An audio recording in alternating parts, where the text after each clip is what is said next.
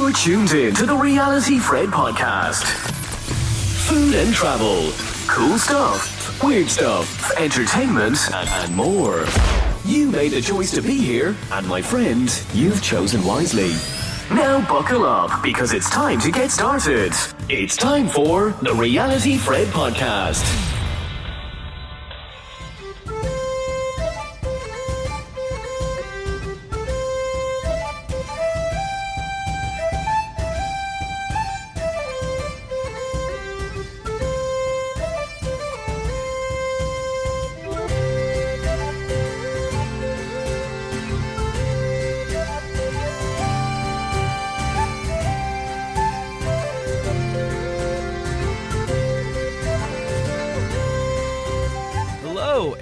Once again, welcome back to the Reality Fred podcast. As always, I am your host, Fred Finley.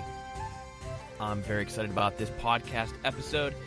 Today, we're going to be talking about, it's a little bit of travel, but I'm going to categorize this under our weird stuff category because it focuses on a man, a living legend, who has focused his life on solving one of our planet's greatest mysteries, one of the most well-known mysteries, and that would be the Loch Ness Monster. And of course, the man would be Steve Feltham.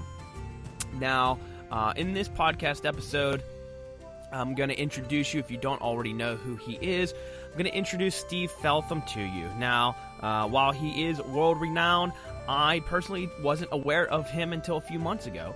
But I've absolutely fallen in love with his story, his journey, his mission, and the fact that he is all about following your dreams. And that's what this podcast episode is going to be about. And then provide some great resources over at realityfred.com, where you can watch some of the videos that I'll be referencing, including the sort of documentary that Steve made when he began his journey. So before I get into, who Steve is, what he does, I'd like to talk about how I discovered Steve Feltham. So earlier this year, a few months ago, my girlfriend and I, we took a trip to Scotland. This was the first trip to Scotland for both of us, and about a month before the trip, so we went in early April, and I think it was probably sometime in March, just a few weeks before the trip. I was doing a little bit of research on some of the things that were that might be of interest as we drove around Scotland. And of course, probably further down the road, I'll do a podcast just about our trip to Scotland. Especially from the point of interest of being a photographer and all the beautiful sights there. Most of our trip centered around going to Isle of Skye.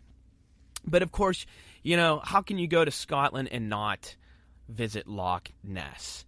And so, as I was doing some research and looking for places of interest, I started reading up, of course, about Loch Ness. And I came across this article. It said the headline was something to the effect, man has been looking for Loch Ness Monster for 25 years, or man celebrates 25th anniversary of searching for the Loch Ness, ready for another 25 years. And I thought, boy, what an interesting headline. So I started reading the article, and that's how I discovered Steve Feltham. So to give you a little bit of background, Steve Feltham in I think it was 1991 or 1992, but I think it was 1991, Steve decided that he no longer wanted to live and I'm doing the air quotes, normal life. Putting in your 9-to-5 job and just working your life away. And in the back of Steve's mind, he basically always knew that his dream was to go and, find the Loch Ness Monster or solve the Loch Ness mystery, to hunt for the Loch Ness Monster, to be a full-time monster hunter.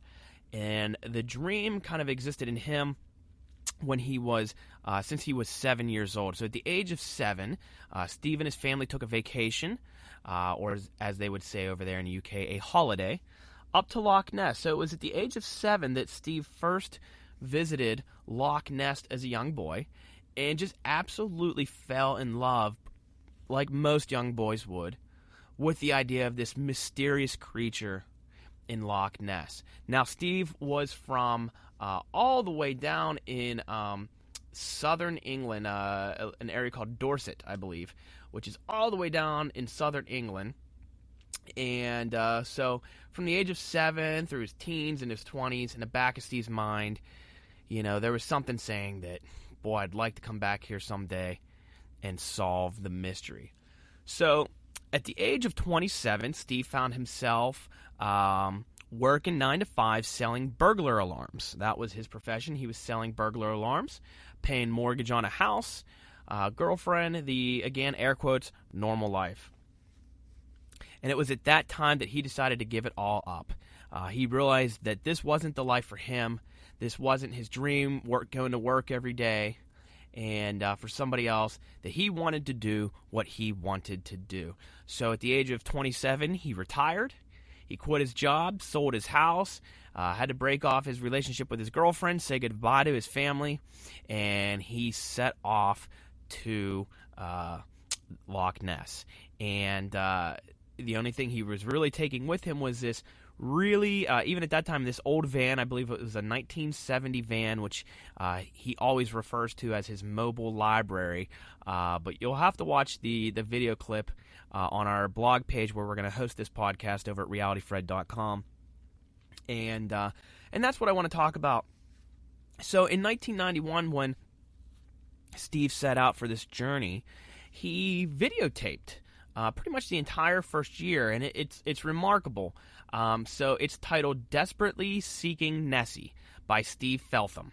And I guess he made the video for the what's called the BBC Video Diaries. So I guess he shot the footage, and then it was eventually given to the BBC and broadcast or aired on something that at the time that they called their Video Diaries series.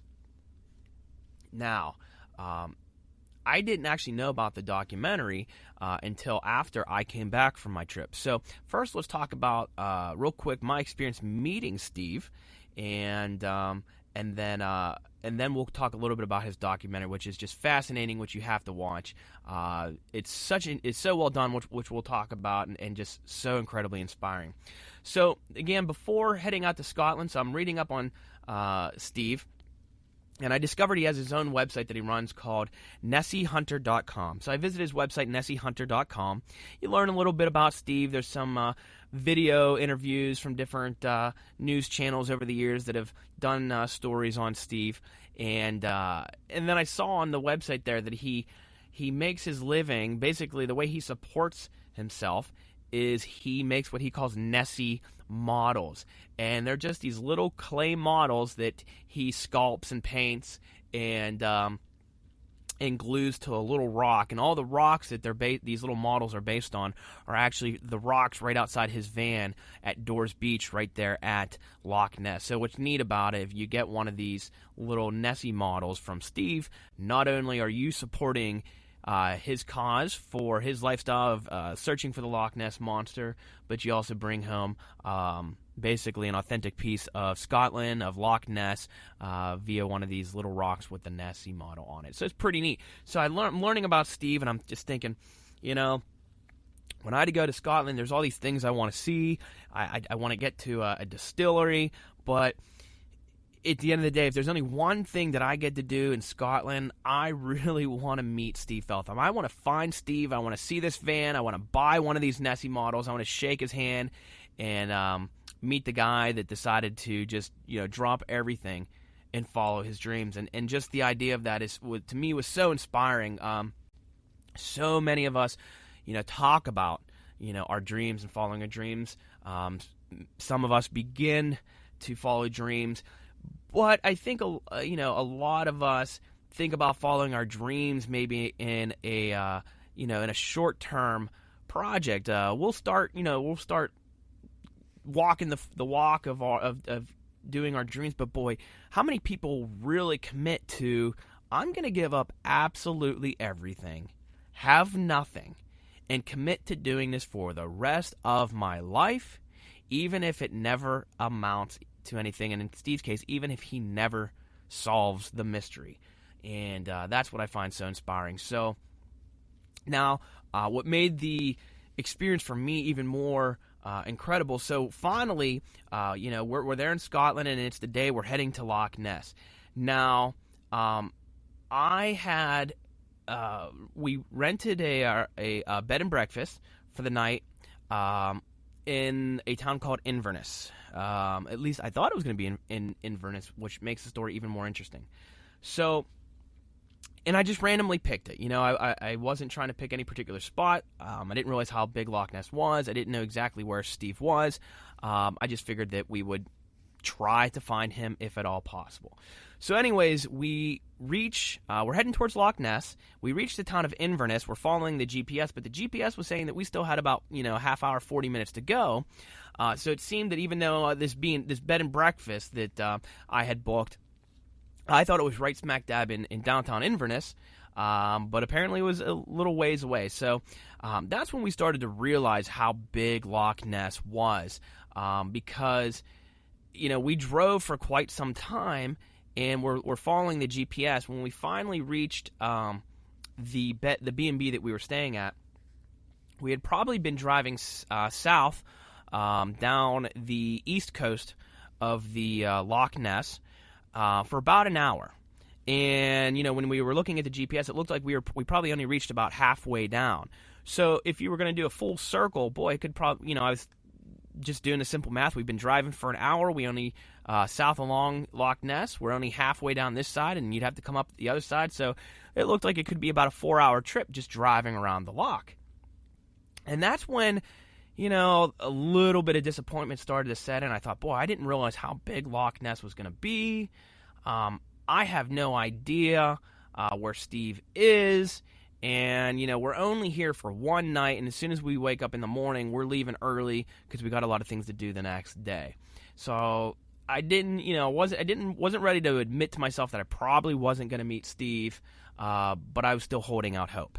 So all that I knew was before I left, I was printing out some information, and I just had a piece of paper that said Steve lives in a van on Dores Beach, Dores Beach, so that Steve lived in a van on Dores Beach. So we get to our B&B, we check in, and decided, that we were going to grab a late lunch. So the keepers, the people that own the bed and breakfast, told us that there was, a place across the street, just right down the driveway. So we walk down the driveway from the bed and breakfast, and we cross the street. And right as we cross the street, there was this inn called the Dores Inn, Dores Inn. And I see the Dores Inn, and I think to myself, there's no way. Is this the Dores Inn at the Dores Beach? And I pull out the piece of paper, Steve Feltham lives in a van on Dores Beach. And I'm thinking, this is the Dores Inn. He lives on Dores Beach. What is the coincidence that of this entire loch, this, that I just did the math and realized that you could drive around it for 4 hours, that we just happened to stay in a bed and breakfast? Are we literally across the street from Dores Beach? So we're walking up to the inn. We see, the Dores Inn on it, and I look in the parking lot, at first I see the side of the inn. We start seeing the water. We see the water, but then we see this what looks like it would be a beach, but instead of sand, it's all kind of rock. But it looks like a beach, and I thought to myself, could that possibly be Dores Beach? If this is the Dores Inn, that looks like a little beach area. Is that the Dores Beach? We walk a little further, and we come around the Dores Inn, and sure enough, I see this van at the corner of the parking lot right up against the beach, and I'm like, you've got to be kidding me.